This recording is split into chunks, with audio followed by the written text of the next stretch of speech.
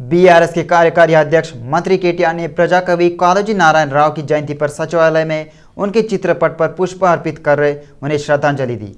उनके साथ मंत्री सिंगी रेड्डी, निरंजन रेड्डी, सबिता इंद्र रेड्डी, सत्यवती राठौड़, श्रीनिवास गौड़, विधायक और अन्य जनप्रतिनिधियों ने भाग लिया। बीआरएस नेताओं ने तेलंगाना भाषा साहित्य में कालोजी के योगदान को याद किया। कालोजी ने तेलंगाना भाषा के अस्तित्व की चेतना को बढ़ाने में महत्वपूर्ण भूमिका निभाई। कालोजी की आत्मा जो सामाजिक समस्याओं और अन्याय को बर्दाश्त नहीं कर सकते थे और जिन्होंने कविता के माध्यम से लोगों के लिए अपने संघर्ष को नाजुक ढंग से प्रकट किया, तेलंगाना की उपलब्धि और प्रगति में शामिल है। सरकार तेलंगाना भाषा साहित्य के क्षेत्र में काम करने वाले कवियों का सम्मान कर रही है और उन्हें हर साल कालोजी के नाम पर पुरस्कार दे रही है। इस वर्ष कालोजी पुरस्कार प्राप्त करने वाले प्रख्यात कवि जयराजू को बधाई दी गई। एआईसीसी महासचिव कांग्रेस पार्टी के तेलंगाना प्रभारी मानिकराव ठाकरे ने हैदराबाद गांधी भवन में सीएलपी नेता भट्टी विक्रमार्का द्वारा की गई पीपुल्स मार्च पदयात्रा पुस्तक का विमोचन किया। सीएलपी नेता भट्टी विक्रमार्का ने कहा, सीएलपी नेता के रूप में उन्होंने एआईसीसी के आदेश के अनुसार कांग्रेस पार्टी को मजबूत करने और तेलंगाना में लोगों की सरकार लाने के लिए आदिलाबाद से खम्मम तक मार्च किया है। हालांकि उन्होंने पदयात्रा की, लेकिन एआईसीसी प्रभारी मानिकराव ठाकरे, एआईसीसी सचिव रोहित चौधरी और अन्य लोगों ने मेरा नेतृत्व किया। जीएचएमसी के डिप्टी मेयर मोती श्रीलता शोभन रेड्डी और बीआरएस पार्टी लेबर विंग के अध्यक्ष मोती शोभन रेड्डी ने कालोजी की प्रशंसा एक महाशक्ति के रूप में की, एक व्यक्ति नहीं बल्कि लोगों का पक्ष लेने वाले एक सार्वजनिक कवि के रूप में। तारनाका में उनके कैंप कार्यालय पर कालोजी के चित्रपट पर श्रद्धांजलि अर्पित की गई। कहा जाता है वह सर्वोच्चता पर सवाल उठाने वाले स्वभाव के थे और यही कारण है उनका जीवन आज की पीढ़ी के लिए प्रेरणा है। उन्होंने कहा, कालोजी की आत्मा जो सामाजिक समस्याओं और अन्याय को बर्दाश्त नहीं कर सकते थे और जिन्होंने कविता के माध्यम से लोगों के लिए अपने संघर्ष को नाजुक ढंग से प्रकट किया, तेलंगाना की उपलब्धि और प्रगति में शामिल है। राज्य सरकार खासकर सीएम केसीआर ने लोक कवि कालोजी नारायण राव को सम्मान दिया है, जिन्होंने जीवन भर तेलंगाना और गरीबों के लिए लड़ाई लड़ी।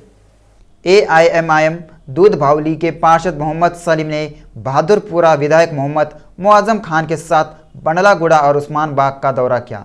इस मौके पर उन्होंने सार्वजनिक कार्यों का निरीक्षण किया। विधायक ने वहां की समस्याओं के बारे में भी जानकारी ली। कार्यक्रम में जीएचएमसी, एचएमडब्ल्यूएसएबी, टीएसएसपीडीसीएल के अधिकारियों और पार्टी कार्यकर्ताओं ने भाग लिया।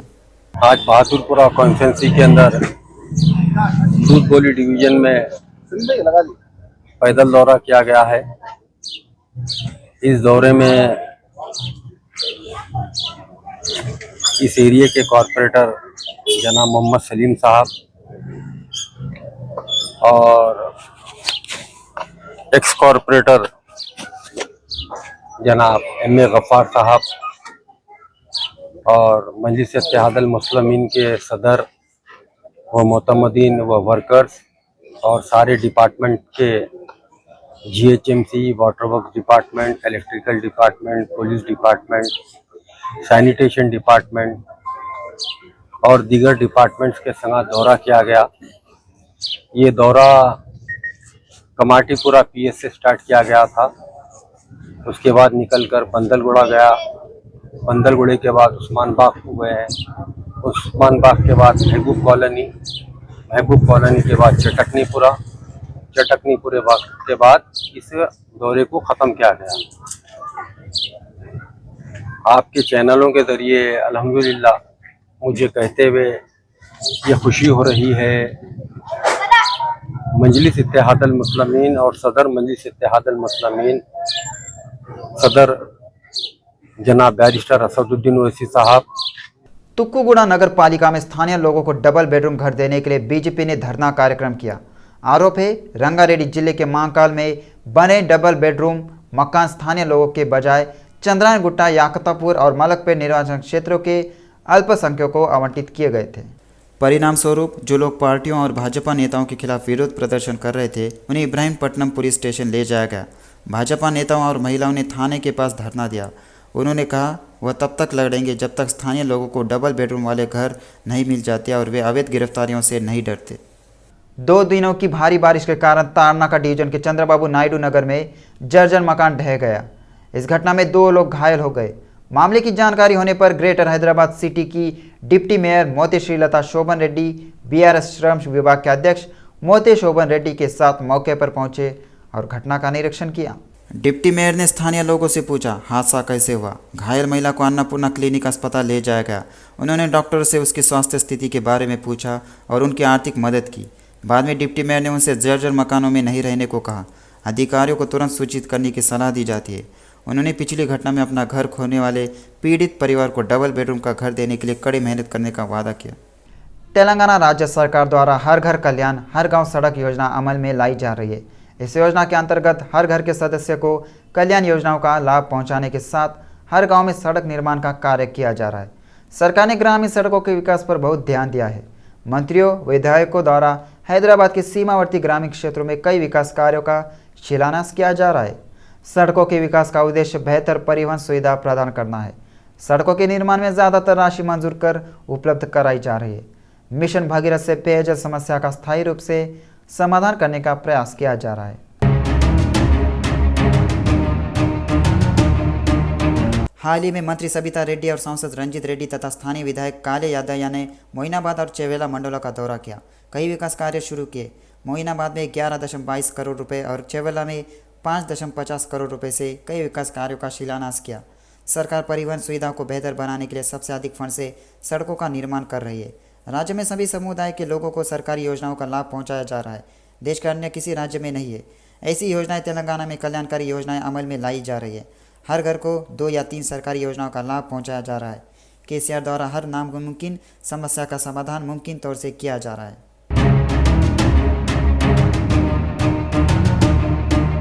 मिशन भगीरथ योजना इस बात का प्रमाण है। इस योजना के माध्यम से हर घर में स्वच्छ जल पहुंचाकर पेयजल की समस्या का स्थायी तौर पर समाधान करने पर ध्यान दिया जा रहा है। साथ ही मोइनाबाद मंडल के अंतर्गत नागिरेड्डी गुड्डा बकरम सड़क विकास के लिए 3 करोड़ रुपए, अमदापुर श्रीराम नगर के लिए 3.50 करोड़ रुपए, मुर्तुजागुड़ा सुरंगल सड़क के लिए 1.45 करोड़ रुपए और मुर्तजापुर से अहमदापुर तक सड़क के लिए 47 लाख रुपए तथा बीटी सड़कों के विकास के लिए 2.80 करोड़ रुपए मंजूर किए हैं। इस धनराशि से होने वाले कार्यों का शिलान्यास किया जा रहा है। 4 करोड़ रुपए की लागत से PWD रोड से चेवेला तक और 4.50 करोड़ रुपए की लागत से अलूरी से न्यालता एक्स रोड तक बीटी रोड निर्माण कार्य का शिलान्यास किया गया। अनेक गांवों में ग्रामीण प्रकृति वन एवं पुस्तकालय प्रारंभ किए गए। विकास और कल्याणकारी योजनाओं को समान रूप से आगे बढ़ाया जा रहा है।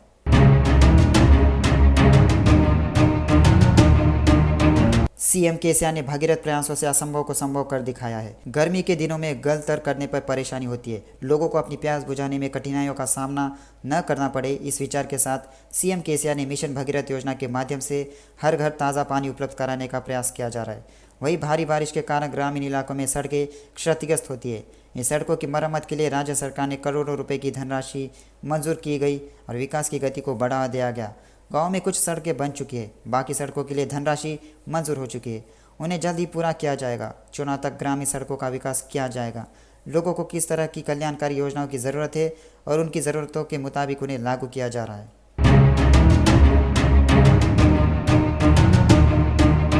तेलंगाना राज्य का गठन होने के बाद विकास कार्यों की गति तेज हो गई है। विकास और कल्याण कार्यक्रमों के कार्यान्वयन में देश में आगे है।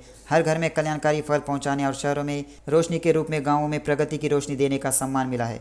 करताल मंडल के मुदविन गांव में 1.85 करोड़ रुपए की लागत से मुदविन नदी पर बनने वाले पुल और 10 लाख रुपए की लागत से बनने वाले महिला संघ भवन की आधारशिला रखी। दशकों को पहले टूटे पुल के निर्माण के लिए धनराशि मंजूर की गई।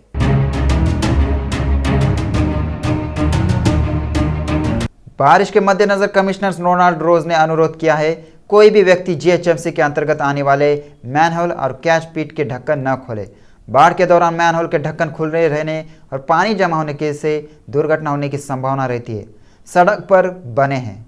मैनहोल ढक्कन खोलने या हटाने पर अनधिकृत व्यक्तियों के खिलाफ सख्त कार्रवाई की गई है। बाढ़ के पानी की समस्या होने पर जीएचएमसी हेल्पलाइन नंबर 040-2-111-1111 पर संपर्क करें। जीएचएमसी कर्मचारी मैनहोल खोलेंगे, ढक्कन फिट करेंगे, साफ करेंगे और उन्हें फिर से बंद कर देंगे। निजी व्यक्तियों द्वारा इसे खुला छोड़ने के कारण यह संभावना है। अज्ञात लोग मैनहोल में गिर सकते हैं और मर सकते हैं। जीएचएमसी आयुक्त ने सभी नागरिकों से इस मामले में सहयोग करने को कहा। बहुजन समाज पार्टी के प्रदेश अध्यक्ष RS प्रवीण कुमार ने अहम घोषणा की। उन्होंने साफ किया, बीएसपी आगामी चुनाव अकेले लड़ने जा रही है। गठबंधन की सारी खबरें फर्जी हैं। कुछ चैनलों पर गठबंधन को लेकर चल रही खबरों में कोई सच्चाई नहीं है, यह सिर्फ फर्जी खबर है। हमारा शीर्षक हमारी अध्यक्ष मायावती द्वारा 7 मई को हैदराबाद के सरूर नगर स्टेडियम में तेलंगाना के लोगों की आकांक्षाओं के अनुरूप की गई घोषणा है। हमारा अंतिम लक्ष्य अभिजात वर्ग के शासन को समाप्त करना और तेलंगाना में एक बहुजन राज्य की स्थापना करना है। इस क्रम में यदि कोई समान विचारधारा वाले लोग एक साथ आते हैं तो शामिल होंगे और लड़ेंगे, प्रवीण ने ट्वीट किया। टीडीपी के राष्ट्रीय अध्यक्ष नारा चंद्रबाबू नायडू की गिरफ्तारी के विरोध में तेलंगाना टीडीपी नेताओं ने टैंक बंड क्षेत्र में अंबेडकर प्रतिमा के पास विरोध प्रदर्शन किया। कहा, चंद्रबाबू नायडू की गिरफ्तारी शर्मनाक कृत्य है। उन्होंने कहा, अगर चंद्रबाबू नायडू को तुरंत रिहा नहीं किया गया तो वह और बड़े पैमाने पर विरोध प्रदर्शन करेंगे। बहुत जल्द, लोगों ने कहा, जगन मोहन रेड्डी को घर भेजे जाने के दिन करीब आ रहे हैं। यह एक मौका है, जगन क्रूरतापूर्वक शासन कर रहे हैं। उन्होंने चिंता व्यक्त की, लोगों को आतंकित किया जा रहा है, वे जहां देखेंगे वहां उपद्रव होगा और वे गिरफ्तारी के नाम पर सभी को परेशान कर रहे हैं। तेलंगाना टीडीपी के नेताओं ने कुकटपल्ली JNTU चौराहे के पास धरना दिया। उन्होंने आंध्र प्रदेश के पूर्व मुख्यमंत्री चंद्रबाबू नायडू की गिरफ्तारी के मौके पर विरोध प्रदर्शन किया। दूसरी ओर चंद्रबाबू की गिरफ्तारी के खिलाफ तेलंगाना में भी विरोध प्रदर्शन तेज हो गया है। तेलुगु देशम पार्टी के नेताओं ने सड़क पर विरोध प्रदर्शन किया। सीएम जगन का प्रत्यात्मक पुतला फूंकने की कोशिश को पुलिस ने रोका। इसी क्रम में पुलिस और तेलुगु देशम पार्टी के नेताओं के बीच बहस हो गई। FIR में नाम ही नहीं है तो चंद्रबाबू को कैसे गिरफ्तार किया जा सकता है। उन्होंने कहा, आने वाले चुनाव में जनता सीएम जगन को सबक सिखाएगी। टीडीपी नेताओं ने हैदराबाद के टैंक बंड क्षेत्र में विरोध प्रदर्शन किया। गिरफ्तारी को अवैध बताते हुए अंबेडकर की प्रतिमा को ज्ञापन दिया गया। AP मीडिया एकेडमी के चेयरमैन कोमिनेनी श्रीनिवास राव ने कहा, चंद्रबाबू की गिरफ्तारी के बाद समझ आ रहा है देश में लोकतंत्र कितना मजबूत है। चंद्रबाबू जो शे की भगाड़ते थे वो मेरा हाल करेंगे, अब कुछ और बात कर रहे हैं। इस मामले से समझ आता है चंद्रबाबू ने गलती की है। बाबू द्वारा की गई अनियमितता की जानकारी संगठन को भी नहीं थी। उन्होंने कहा, ऐसा लगता है शेल कंपनी द्वारा 250 करोड़ से अधिक की हेराफेरी की गई है। टमाटर के दाम में भारी गिरावट आई है। किसान लागत की राशि नहीं प्राप्त होने की स्थिति में टमाटर सड़कों पर फेंक रहे हैं। कुछ दिन पहले 200 रुपये प्रति किलो से ज़्यादा होने वाले टमाटर के दाम में भारी गिरावट आई है। टमाटर की कीमत 3 रुपये प्रति किलो तक गिर जाने के कारण किसान इस सड़कों पर फेंक रहे हैं। किसानों ने दुख जताते हुए ट्रांसपोर्टेशन का खर्च भी पूरा नहीं हो रहा है।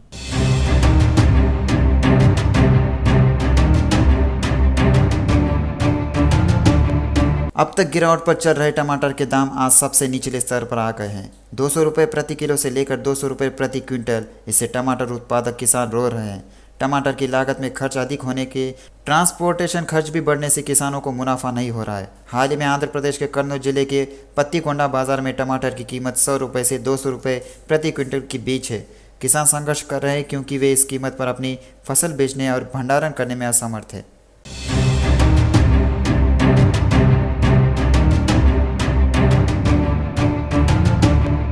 किसानों का कहना है खुदरा बाजारों में 1 किलो टमाटर की कीमत 20 से 30 रुपये है। थोक बाजारों में सस्ती कीमत नहीं है।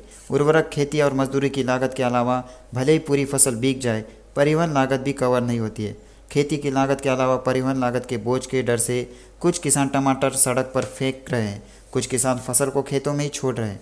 इस बीच बाजारों में टमाटर का बड़ा स्टॉक पहुँचने से कीमतों में गिरावट आई है। टमाटर की कीमत में भारी गिरावट आई है। 3 महीने पहले जो टमाटर 300 रुपये प्रति किलो से ज़्यादा मिलता था वह आज 30 रुपये तक गिर गया है। चित्तूर जिले के मदनापल्ली बाजार में भी 1 किलो टमाटर 3 रुपये तक गिर गया है।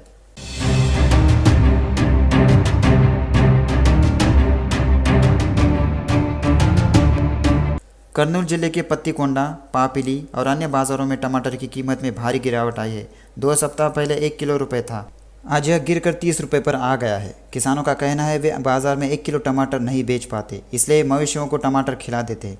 कर्नूल जिलों में उगाया जाने वाला टमाटर अगस्त के महीने में बाजार में आता है। इससे टमाटर की कीमत में गिरावट आई है। 3 महीने पहले टमाटर के दाम में गिरावट देखी गई थी। स्थिति ऐसी आती है करी को टमाटर के बिना ही पकाना पड़ता है।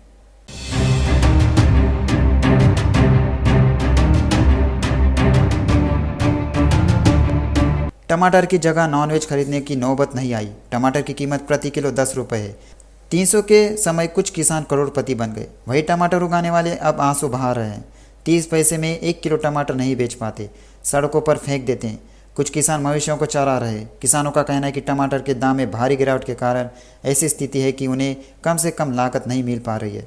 टमाटर की कीमतों में भारी गिरावट से उसकी खेती करने वाले किसान चिंतित थे। बाजार में लाए गए टमाटरों की कीमत नहीं मिलने के कारण कुछ किसान टमाटरों को सड़क पर फेंक रहे हैं।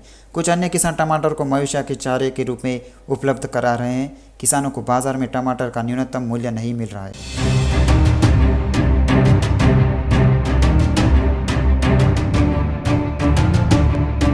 उपभोक्ताओं को सस्ता टमाटर नहीं मिल रहा है, लेकिन टमाटर की खरीद में बिचौलियों को फायदा हो रहा है। किसानों से 30 रुपये में खरीद करने वाले बिचौलियों और व्यापारी उपभोक्ताओं से 50 रुपये वसूल रहे हैं। टमाटर उगाने वाले किसान को प्रति किलो 1 रुपया भी लाभ नहीं मिल रहा है। किसान संगठन चाहते हैं सरकार इस मामले में हस्तक्षेप करे। कुछ महीने पहले एक टमाटर के भाव आसमान छू रहे थे। यह कहना अतिशयोक्ति नहीं होगी, टमाटरों के लिए चोरियां हुई। वही टमाटर पिछले कुछ महीनों से ज़मीन पर ताक रहा है। एक माह पहले टमाटर की कीमत 200 रुपये प्रति किलो से अधिक थी। यह जनता को दिखा।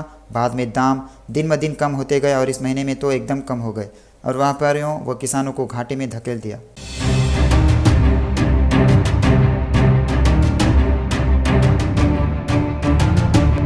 फिलहाल टमाटर की कीमत 40 से 50 रुपये प्रति किलो के बीच है। बाजार से गायब हो चुके टमाटर अब ढेरों नजर आने लगे हैं।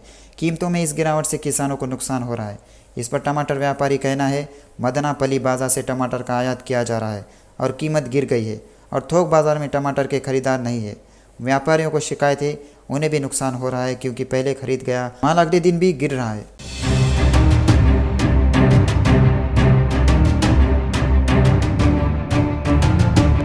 टीडीपी प्रमुख चंद्रबाबू की गिरफ्तारी पर उनकी पत्नी भुवनेश्वरी ने प्रतिक्रिया दी है। उन्होंने विजयवाड़ा कनक दुर्गा देवी माता के दर्शन किए। बाद में उन्होंने अपने भाई रामाकृष्णा के साथ मीडिया से बात की। उन्होंने अपने पति की गिरफ्तारी पर गहरा दुख व्यक्त किया। भुवनेश्वरी ने कहा, मैं विजयवाड़ा कनक दुर्गम्मा को अपना दर्द बताने और उनका आशीर्वाद लेने के लिए यहाँ आई हूँ। उनकी माँ केवल एक ही चीज़ चाहती थी, वो अपने पति चंद्रबाबू की रक्षा करना चाहती है और उन्हें ढाढ़स देना चाहती है। उनकी लड़ाई अपने या अपने परिवार के लिए नहीं है, उनकी लड़ाई आंध्र प्रदेश के लोगों की आज़ादी और अधिकारों के लिए है। टीडीपी प्रमुख चंद्रबाबू की गिरफ्तारी को लेकर पवन कल्याण ने जनसेना पर जमकर निशाना साधा। उन्होंने इस बात पर गुस्सा जताया, एपी बिना बुनियादी सबूत दिखाए देर रात में लोगों को गिरफ्तार करने की नीति अपनाई जा रही है। पिछले साल विशाखापट्टनम में पुलिस व्यवस्था ने जनसेना के साथ किस तरह व्यवहार किया, यह सबने देखा है। उन्होंने कहा, जनसेना नेताओं के खिलाफ हत्या के प्रयास के मामले दर्ज किए गए, जिन्होंने कोई गलत काम नहीं किया था और उन्हें अन्यायपूर्ण तरीके से जेल में डाल दिया गया। अब नंदलाल में चंद्रबाबू की गिरफ्तारी की घटना को भी ऐसा ही बताकर आलोचना की गई है। शमशाबाद नगर पालिका के अंतर्गत सीआईएसएफ कोर्ट्स में किम्स अस्पताल के सहयोग से शमशाबाद हवाई अड्डे पर कार्यरत सीआईएसएफ कर्मियों के लिए सीपीआर पर जागरूकता कार्यक्रम का आयोजन किया गया। अधिकारियों ने कहा, यदि किसी यात्री को दिल को दौरा पड़ता है तो आपातकालीन स्थितियों में इसका इलाज किया जाना चाहिए। अधिकारियों ने कहा, सबसे पहले मरीज के सिर को पीछे की ओर उठाना चाहिए और वायु मार्गों को खोलने के लिए जबड़े को आगे की ओर धकेलना चाहिए ताकि मरीज को मुंह से सांस दी जा सके। इसी प्रकार विभिन्न युक्तियों के बारे में जागरूक किया गया। सिकंदराबाद डिवीजन के अंदर तीसरी लाइन का निर्माण कार्य किया जाएगा। इस मौके पर रेलवे अधिकारियों ने 25 से 29 सितंबर तक कई ट्रेनों का रूट डाइवर्ट किया है। वाल्टर रेलवे डिवीजन के सीनियर डीसीएम AK त्रिपाठी ने कहा, AP एक्सप्रेस, स्वर्ण जयंती और गांधीधाम ट्रेनों को डाइवर्जन रूट पर विजयनगरम, रायपुर और नागपुर के रास्ते चलाया जाएगा। 25 से 29 सितंबर तक कई एक्सप्रेस ट्रेनें डाइवर्ट रहेंगी। विशाखापट्टनम नई दिल्ली AP एक्सप्रेस और नई दिल्ली विशाखापट्टनम AP एक्सप्रेस को डाइवर्ट किया जाएगा। विशाखा गांधीधाम एक्सप्रेस 14 और 21 सितंबर को और गांधीधाम विशाखा एक्सप्रेस 24 सितंबर को चलेगी। विशाखा निज़ामुद्दीन स्वर्ण जयंती एक्सप्रेस 22 और 25 सितंबर को चलेगी। 20 और 24 सितंबर को निज़ामुद्दीन विशाखापट्टनम स्वर्ण जयंती एक्सप्रेस ट्रेनें विजयनगरम और नागपुर के रास्ते चलेगी। इस तरह पूरी ओका एक्सप्रेस 24 सितंबर को विजयनगरम नागपुर के रास्ते चलेगी। उत्तर पश्चिम बंगाल की खाड़ी में बना निम्न दबाव कमजोर हो गया है और दक्षिण ओडिशा के आसपास के इलाकों में सतही परिसंचरण जारी है। हैदराबाद मौसम विज्ञान केंद्र ने कहा, इसके प्रभाव से तेलंगाना राज्य में अगले 2 दिनों तक बारिश होगी। हैदराबाद मौसम विज्ञान केंद्र ने खुलासा किया है, आज और कल तेलंगाना के कई जिलों में भारी बारिश की संभावना है। खासकर दक्षिण तेलंगाना को अलर्ट कर दिया गया है। साथ ही 3 से 4 दिनों तक हल्की से मध्यम बारिश की संभावना है। मौसम विभाग ने चेतावनी दी है, आदिलाबाद, कोमरम भीम आसिफाबाद और जयशंकर भूपालपल्ली जिलों में भारी बारिश की संभावना है। 30 से 40 किलोमीटर प्रति घंटे की रफ्तार से हवाएं चलने की संभावना है। इस बीच देर से प्रवेश करने वाला दक्षिण पश्चिम मानसून सक्रिय है।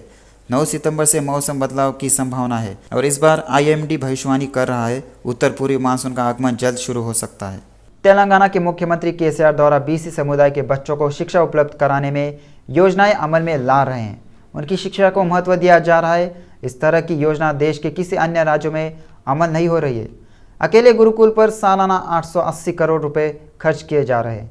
पोस्ट मैट्रिक छात्रों के लिए भी मैट्रिक के समान सुविधाएं उपलब्ध कराई जा रही है। देश भर के 200 प्रतिष्ठित शिक्षण संस्थानों में पढ़ने वाले छात्रों की शुल्क प्रतिपूर्ति की जा रही है।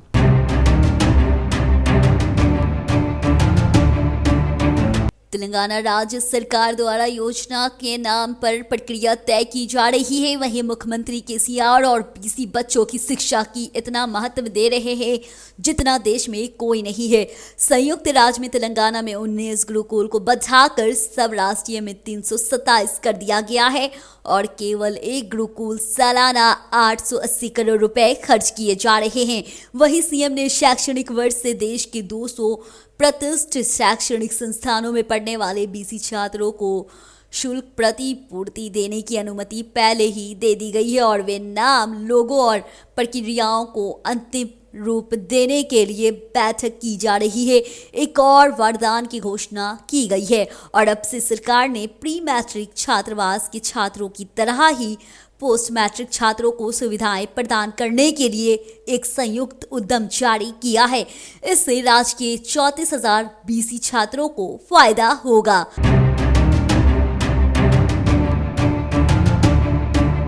सीएम के दृढ़ विश्वास से पिछड़ा वर्ग केवल शिक्षा के माध्यम से विकसित हो सकता है और यही कारण है कि बीसी को देश में कहीं और की तरह शिक्षा क्षेत्र में प्राथमिकता दी जा रही है।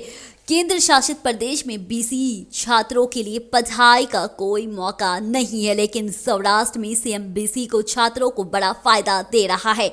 वहीं राज्य सरकार पहले से ही विदेशों को पढ़ने वाले छात्र के पक्ष में खड़ी है और हाल ही में उन्होंने इस शैक्षणिक वर्ष देश के 200 प्रतिष्ठित शिक्षण संस्थानों में पढ़ने वाले छात्रों को शुल्क प्रतिपूर्ति देने की अनुमति दी है। प्री मैट्रिक विद्यार्थियों को मिलने वाली सभी सुविधाएं एवं सुविधाएं पोस्ट मैट्रिक विद्यार्थी को भी उपलब्ध कराने की अनुमति दी गई है। राज्य में बीसी के लिए चल रहे सभी शिक्षा विभागों को एक छत के नीचे लाया जाएगा।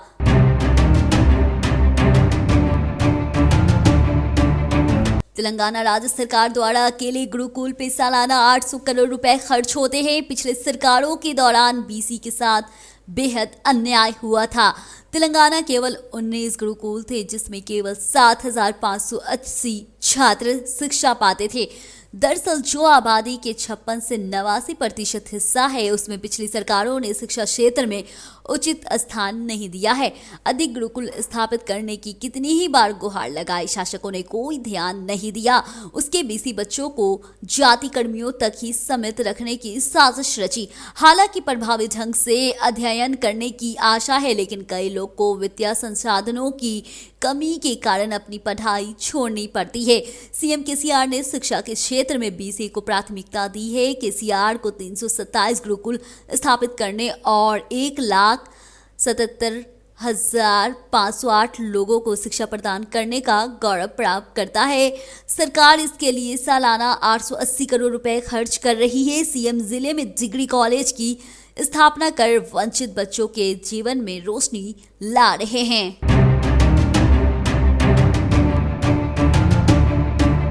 सीएम केसीआर बीसी बच्चों की शिक्षित करने के लिए ऐसी योजना लागू कर रहे हैं जो देश में कहीं और नहीं मिल सकती है। हम पहले से ही विदेश में पढ़ाई करने वाले छात्रों को ओवरसीज स्कॉलरशिप के तहत 20 लाख तक की मदद कर रहे हैं। वर्तमान में देश के 200 प्रतिष्ठित शिक्षण संस्थानों में अध्ययनरत बीसी विद्यार्थियों को विदेश शिक्षा निधि की तर्ज पे प्रति व्यक्ति 2 लाख तक की शुल्क प्रतिपूर्ति की भुगतान किया गया है।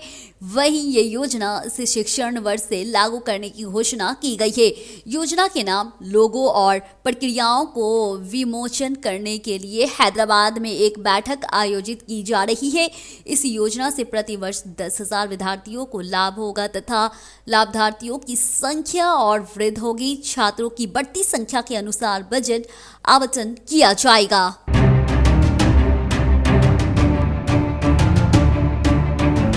सीएम ने देश के अग्रणी राष्ट्रीय शैक्षणिक संस्थानों में पढ़ने वाले छात्रों को शुल्क प्रतिपूर्ति देने के लिए हरी झंडी दे दी है और उनकी खुशी ये है कि एक महान योजना उन्होंने बीसी छात्रों के लिए एक और वरदान की घोषणा की है। पिछले कुछ वर्षों से प्री मैट्रिक छात्रावास के विद्यार्थियों को दी जाने वाली सुविधा को पोस्ट मैट्रिक विद्यार्थी पर भी लागू किया गया है, जिससे राज्य के 302 पोस्ट मैट्रिक छात्रावासों के 34,000 विद्यार्थी को लाभान्वित होंगे। फिलहाल उनके पास सिर्फ खाना और रहना ही है। जियो के अनुसार अब से सभी कॉस्मेटिक शुल्क और अन्य सुविधा प्री मैट्रिक छात्रों के अनुसार पोस्ट मैट्रिक छात्रों पर भी लागू होगी।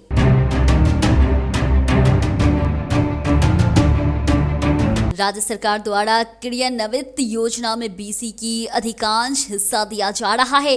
कोकापेट और उपल बागेत जैसी महंगे इलाकों में हजारों करोड़ों की लागत से 42 जाति सामुदायक के लिए स्वाभिमान भव और गांव में सामुदायिक भव बनाए जा रहे हैं। वे आर्थिक सहायता देकर जाति कर्मियों की पुनर्जीवित कर रहे हैं।